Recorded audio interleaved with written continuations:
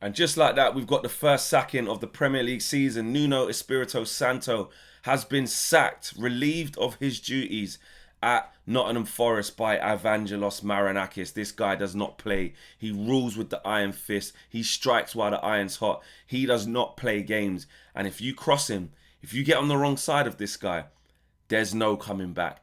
Everybody had Graham Potter down as the first manager to be sacked. Ruben Amorim as the first manager to be sacked. Keith Andrews as the first manager to be sacked. But to be fair, after the first couple of weeks of the season, when Nuno Espirito Santo was talking in public about the strained relations between himself and Marinakis, it's actually not a shock that this has happened. It was a shock when that revelation came out about how difficult it is between the two. That bit has been a shock.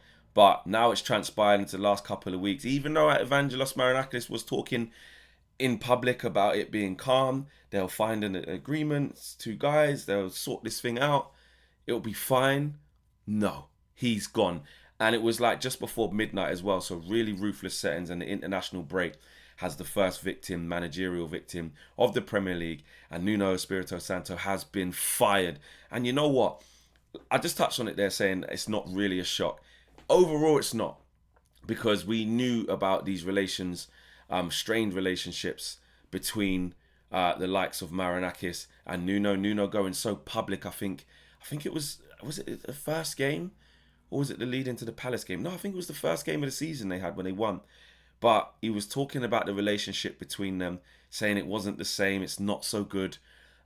Maybe he shouldn't have offered up that information so publicly. Maybe he should have kept it quiet. Maybe that would have been the better thing to do. But if that's the situation and he wanted to be honest, then I suppose it's his right to say that. Wouldn't have gone down well with Forest fans to come out and say that and create that uncertainty, but it clearly shows what's going on behind the scenes.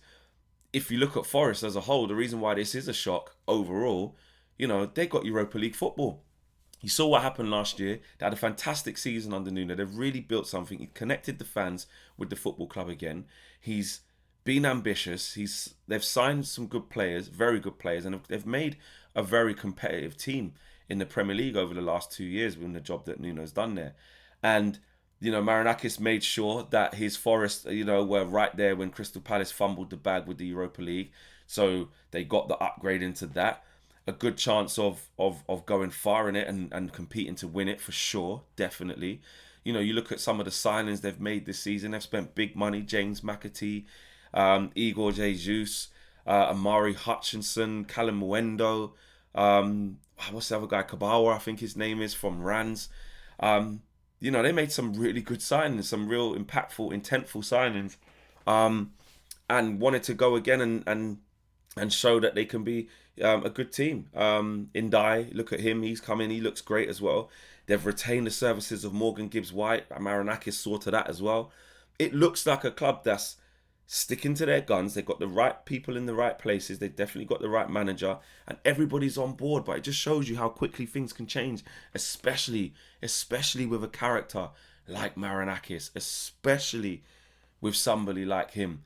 And I have to say, that is a shot. I mean, the only way that this can be seen as a positive is if the person who picks up the baton from Nuno,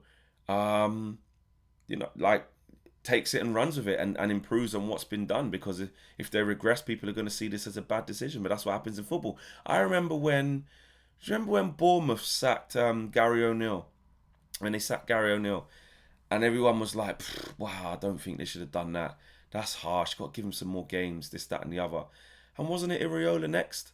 I want to say it was. And look at the job he's gone on to do with Bournemouth. And everybody started saying quite quickly, I tell you what, look what's happened there. It was the same at Wolves. I think a little bit they were struggling. And then, of course, the new manager comes in. I can't remember his name. It's gone off the top of my head now. The Wolves, it's going to annoy me. What's the Wolves manager's name? What's his name again? Wolves manager. Vita Pereira, sorry. Yes, Vita Pereira comes in late last year, stabilises them, and they stay in the league. So, look, these things happen where under different circumstances, because the club might look like it's not going anywhere. and it needs a change of guard, even though a certain a manager has taken the team quite far. You know, Forest have had that at times. You know, it's Cooper, and is it the right thing? You look at Villa with Dean Smith, and there's times where you're like, is it the right time to make a move? Do they deserve a little bit more time? But you don't usually see it when things are going in the right direction. Do you know what I'm saying? Going the right way, which Forest look like they are. They, like I said, they're in European competition. They've invested into the squad, and they haven't had a terrible start to the season. Ironically, Graham Potter's the one who came and destroyed Nuno 3-0 with his West Ham side, which everybody thought that would probably be the reverse result, sorry, and it would be Graham Potter who would have got the sack. But I don't think that was the reason to sack Nuno. This was brewing. And Marinakis even said in public, he said, listen, this is okay, this is fine, you know, we're going to find a resolution. Sometimes these things happen. I watched the interview thinking, oh, okay, you know what? At least he's come out and said to the fans that it's okay, it's fine. So if you're a Forest fan, that leaves you very, very confused, because, you know, the owner, who you want to take his word for it, because look how strong he is. Look how he leads. You know, he's a very fiery character. When he speaks, you want to listen, and usually he's right. You know, but for him to come out and say only 2 weeks ago, I think it was when they was at the European sort of draw, when they make the draw for the Europa League, etc., Champions League and Conference League, and they spoke to Mr. Marinakis, and he said it will be fine. We will find a resolution. And 2 weeks later, Nuno's gone. So that doesn't fill you with hope. But let's talk about who could take the job. Who could take the job? Big Ange.